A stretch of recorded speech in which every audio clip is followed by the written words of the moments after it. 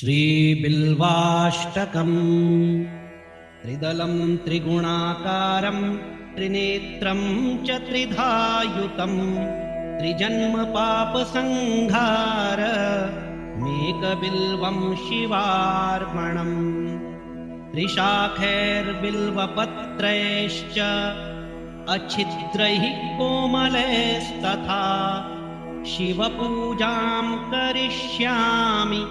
एकबिल्वं शिवार्पणम्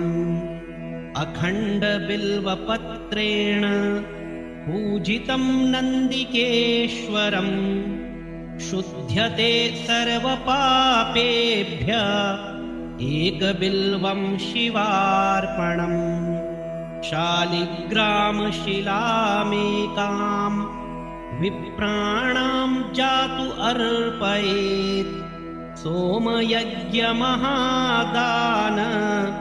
मेकबिल्वं शिवार्पणम्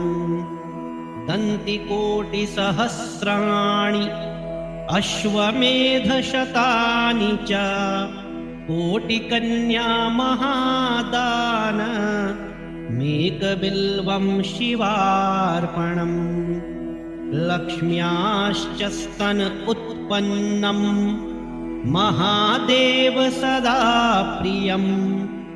बिल्ववृक्षं प्रयच्छामि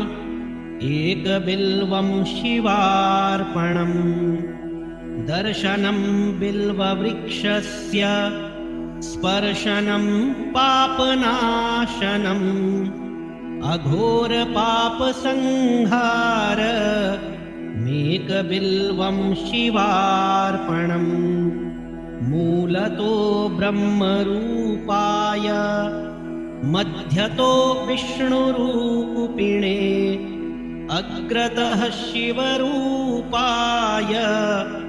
एकबिल्वं शिवार्पणम्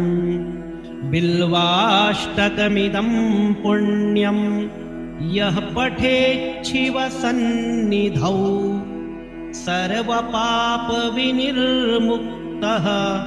शिवलोकमवाप्नुयात्। श्रीबिल्वाष्टकं सम्पूर्णम्।